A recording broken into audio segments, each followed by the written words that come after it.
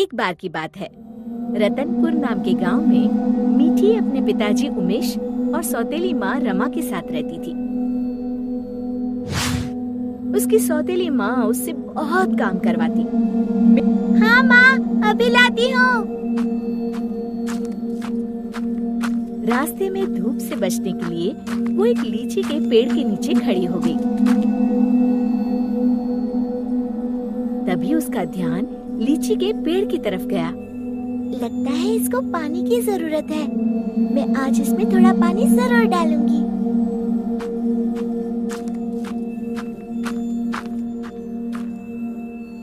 लौटते समय मीठी अपने घड़े से थोड़ा पानी लीची के पेड़ में डाल देती है।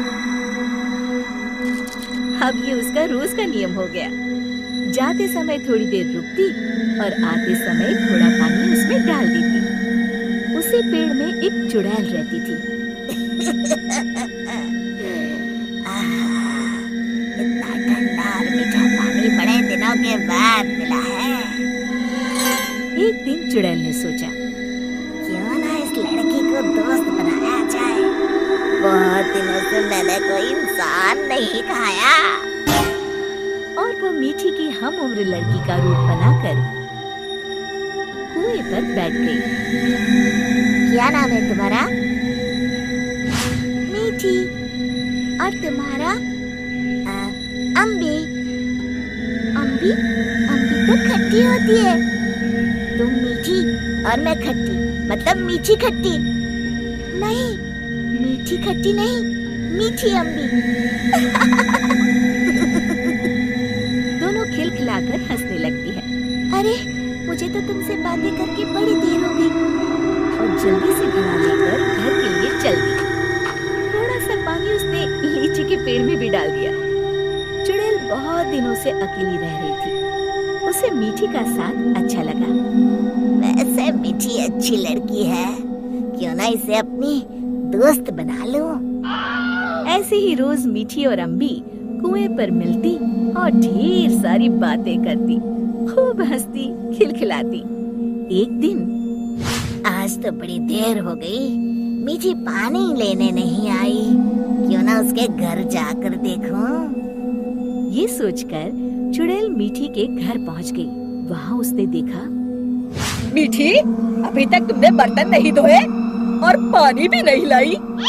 बस माँ, खाना खाकर अभी बर्तन धोती हूँ। कब से खा रही हो? जल्दी उठो, बहुत काम है। खाना खाकर मीठी बर्तन धोने लगी। आज मैंने लीची के पेड़ में पानी भी नहीं डाला और ना ही अपने दोस्त से मिल पाई। तभी चुड़ैल ने जादू से पूरे बर्तन 1 मिनट में धो डाले। मीठी आश्चर्य से यहाँ वहाँ देख रही थी कि चुड़ैल उसके शरीर में प्रवेश कर गई और वापस आकर सोफे पर लेट गई। अच्छा, तो राजकुमारी आराम फरमा रही है। बर्तन कौन धोएगा? धुल गए। रमा को मीठी की आवाज भारी सी लगी। अच्छा, जादू से धोए हैं क्या? हाँ। अब झाड़ू कौन लगाएगा? कपड़े कौन धोएगा? तुम। और कौन? अच्छा, तो मुझे जवाब देती है। ये कहते हुए रमा ने मीठी का हाथ पकड़कर झकझोर दिया। पर मीठी रोज की तरह रोई नहीं, तो रमा को और तेज गुस्सा आ गया। मारने के लिए आगे बढ़ी ही थी कि मीठी ने उसका हाथ पकड़कर गोल घुमाकर छोड़ दिया। रमा तेजी से गोल गोल घूमने लगी। कुछ देर तक घूमने के बाद रमा ने एक बार फिर हाथ उठाने की कोशिश की। इस बार एक धक्के में रमा घर के चारों कोनों में टकराई और फिर एक कोने में जाकर गिर पड़ी। अब जाकर कपड़े धो। जाती हूँ। वो आराम से सोफे पर लेटकर टीवी देखने लगती है। थोड़ी देर बाद रमा कपड़े धोकर कमरे में आई। जाओ, जाकर झाड़ू पोछा करो। रमा कुछ बोलने ही वाली थी कि मीठी की लाल लाल आंखें देखकर डर गई। लगाती हूँ, अभी झाड़ू लगाती हूँ। इतने में मीठी के पिताजी आते हैं। उन्होंने पहले कभी रमा को काम करते हुए नहीं देखा था। रमा, तुम काम क्यों कर रही हो? मीठी कहाँ है? रमा जोर जोर से रोने लगी और उंगली से इशारा किया जहाँ मीठी आराम से लेटी हुई थी।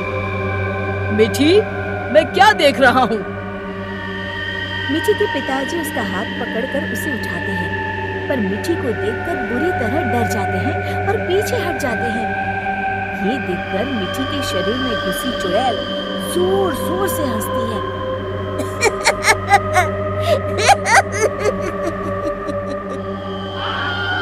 मेष समझ जाता है कि मीठी पर चुड़ैल का साया है।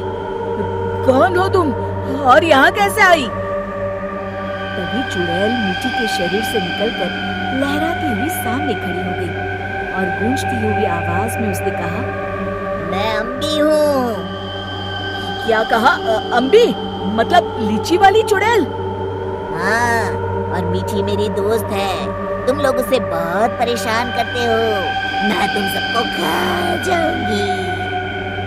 उमेश और रमा डर के मारे थर थर कांपने लगे। हमें माफ कर दो अम्बी, आज से हम ऐसा नहीं करेंगे। हाँ हाँ, हमें माफ कर दो, आज से हम ऐसा नहीं करेंगे। मैं कसम खाती हूँ, मीठी को अपनी सगी बेटी की तरह ही रखूंगी। नहीं, तुम सब झूठे हो। अम्बी को बहुत गुस्सा देखकर मीठी बोली, नहीं नहीं अम्बी, तुम मेरी अच्छी दोस्त हो ना। मेरे माँ पिताजी को कुछ मत करो। नहीं, इन्हें सबक मिलना जरूरी है। लेकिन मेरी कसम। ठीक है, अभी छोड़ देती हूँ, लेकिन जब भी तुम्हें मेरी जरूरत हो मुझे बुलाना, मैं फौरन आ जाऊंगी। और फिर उस दिन के बाद से रमा ने कभी मीठी को तंग नहीं किया। शिक्षा, हमें किसी के भूलेपन या मजबूरी का नाजायज फायदा नहीं उठाना चाहिए।